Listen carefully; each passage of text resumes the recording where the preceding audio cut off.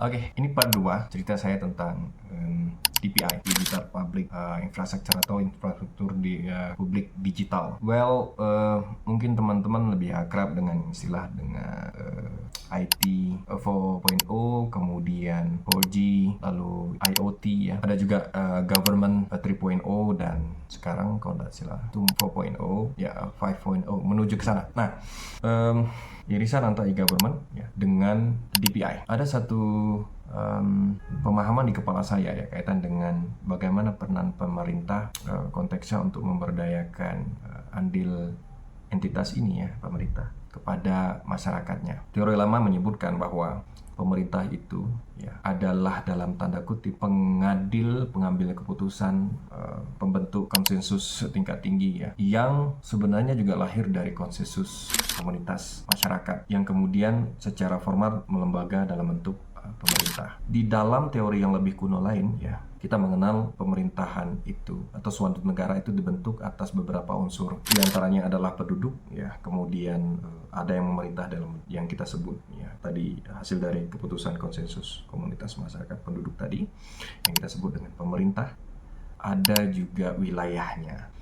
Cuma dalam perkembangannya meskipun itu adalah teori lama, ada satu lagi faktor yang juga sangat penting yaitu pengakuan dari negara lain atau sekarang juga berkaitan dengan pengakuan institusi resmi di mana negara-negara lain itu ada. Dari 4 faktor tadi dikaitkan dengan DPI. Tadi di sesi sebelumnya saya menyebutkan DPI itu dibangun setidaknya ada 3 fundamental faktor yaitu ID, identity, kemudian data sharing, kemudian yang ketiga adalah payment atau distribusi. Ya, kita menyebutnya dengan sederhana adalah distribution of policy, distribution of beneficiary dan lain sebagainya. Teori lain ya kalau untuk CDPI sendiri Center for Digital Public Infrastructure menyebutkan ada yang keempat yaitu dengan data consent atau signing atau persetujuan. Oke. Nah, ini sangat berkaitan dengan data sharing tapi konteksnya kamarnya adalah step selanjutnya di mana penduduk tadi atau masyarakat itu diberikan tools atau authority untuk memberikan atau tidak memberikan. Yang lain kalau menurut websitenya DPI itu adalah misalnya ya kita contoh. Yang kelima itu adalah discovery atau fulfillment. Nanti kita coba bahas. Kemarin di sesi sebelumnya kita mengelaborasi secara sederhana kaitan dengan ID, kaitan dengan data sharing, kaitan dengan payment. Oke, saya coba perdalam kembali dari ID tadi. Dalam ekosistem digital ya, itu dikenal dengan identitas digital. Secara spesifik nanti kita coba bahas identitas digital ini bentuknya secara umum yang mudah dipahami oleh teman-teman saya sebagai warganet di forum kontemplasi perjalanan saya ini akan coba kita detailkan konteksnya dalam regulasi-regulasi yang berkaitan dengan perkembangan transformasi digital di Indonesia. Saya akan coba delivery pada konten-konten yang lain, misalnya konteksnya kaitan dengan kita inovasi. Kalau sekarang kontemplasi perjalanan itu lebih umum, sifatnya informal, gagasan atau pemikiran itu hampir bersifat bebas ya. Nanti ada beberapa isian yang nanti bisa dirujuk. Oke, ID ya. Dalam ekosistem digital ID itu banyak bentuknya. ID untuk penduduk, ID untuk barang, ID untuk badan hukum, ID untuk komunitas ya. Badan hukum ya bisa disebut komunitas ya, ormas dan lain-lain itu identitas. Nah, pengenalan mereka itu ditransformasikan dalam dunia digital dalam bentuk digital ID atau identitas digital sederhananya. Dan semua faktor ini kita masukkan kategori sebagai ID. PR-nya adalah pertama PR-nya adalah lembaga yang menerbitkan ID tadi bisa tidak kita terima, bisa secara bebas, siapa saja yang mempunyai sistem informasi bisa menerbitkan ID. Yang kedua, bagaimana si pemilik sistem informasi itu bisa memverifikasi bahwa yang melakukan submit atau entering atau sign up identitas digitalnya pada sistem aplikasi mereka itu bisa terverifikasi. Yang ketiga, bagaimana dari sisi penggunaannya. Nah, ini sangat berkaitan. Ini sangat berkaitan satu sama lain. Kita mengenal ada ID kita di dalam Google account ya. Google account dalam konteks karena dia bentuknya holding company IT company maka dia dengan bebas punya kebijakan sendiri untuk mendelivery atau mengkoneksikan satu sama lain fitur-fiturnya dia ke Gmail, ke YouTube, kemudian ke Google Calendar, Google Doc, ya Google Drive dan lain, maksud terkoneksi satu sama lain. Jadi sebenarnya fitur-fitur Google tadi itu adalah semacam satu entitas lain di dalam dunia digital, tapi si Google account ini ya sebagai satu issuer dari identitas digitalnya yang dipakai oleh yang lain. Oke. Apakah YouTube account itu bisa menerbitkan identitas digital? Jawabannya adalah bisa. Ya, sebelum bergabung dengan company holding besar Google, YouTube itu mempunyai mekanisme sendiri. Tapi ketika kita berada dalam ekosistem Google account, Google holding IT besar, maka dia menjadi satu terkoneksi sama lain. Oke. Dalam konteks dunia digital pemerintahan ini menjadi menarik. Kami ya di Direktorat Jenderal Kependudukan Catatan Sipil ya, saya sebagai ASN di sana membayangkan dan memvisualisasikan perkembangan kebijakan e-government ya, itu cukup masif teman-teman. Cuma memang karena dunia birokrasi itu lebih unik dan spesifik, saya akan jabarkan di beberapa lebih dalam lagi ya di konteks konten cerita inovasi, karena itu lebih formal menurut saya. Itu mempunyai spesifikasi atau keunikannya sendiri.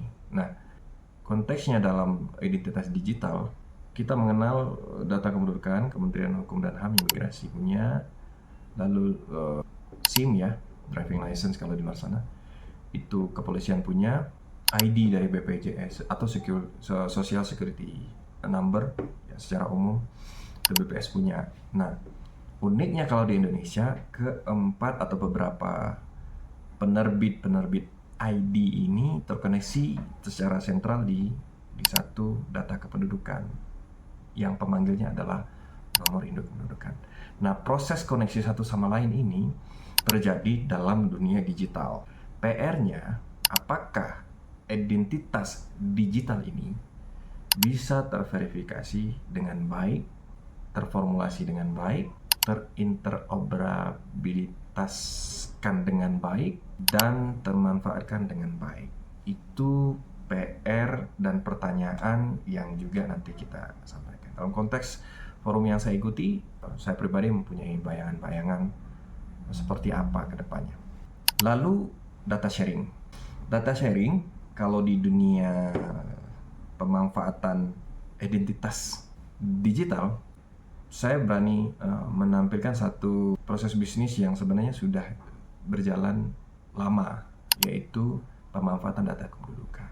Prakteknya, sejak data kependudukan itu dirasa cukup valid ketika ada pencantuman biometrik di sana, ya itu berkaitan dengan ID juga, validity suatu ID, maka data sharing itu dilakukan. Diawali dengan beberapa private company, government private company, memanfaatkan data kependudukan yang sudah terverifikasi ketunggalannya di tahun 2012-2013. Terlembaga dalam suatu regulasi tahun 2013. Nah, data sharing ini dimanfaatkan secara umum untuk pelayanan publik dalam konteks secara makro ya. Dalam konteks spesifik ada kegiatan, kalau misalnya itu BUMN atau perusahaan swasta, itu tentu saja di bidangnya masing-masing. Kita bisa diskusi lebih jauh apakah pelayanan-pelayanan yang mereka berikan itu masuk dalam ranah rumah pelayanan publik atau pelayanan private. Nah, ini kita bisa diskusi dari situ. Lalu yang lain adalah payment. Nah, karena ID sudah kita sedikit ketemukan bentuknya, ya kristalnya, lalu kemudian data sharing atau pemanfaatan data ya, khususnya kami itu ada data kependudukan, teman-teman yang lain mungkin ada data kesehatan dan lain-lain, ya mungkin data medik ya, kemudian BPJS dan lain-lain, ya, data pendidikan, itu kita bisa terjemahkan sendiri-sendiri sesuai bidang masing-masing. Lalu ada satu lagi yang fundamental dalam dunia digital public infrastructure atau infrastruktur publik digital, yaitu payment. Di sanalah peran pemerintah yang menjadi leading sektor dengan kaki-kakinya adalah swasta atau relying parties, kita menyebutnya, kalau mereka menyebutnya dalam forum-forum itu berperan, sekali lagi berperan sebagai leading ya dalam konsepsi DPI tadi. Nah, dia akan memberikan satu rules atau pola tertentu pada distribusi kebijakannya. Nah, payment dalam konteks yang umum itu dikenal dan dikemas dalam bentuk bantuan pemerintah.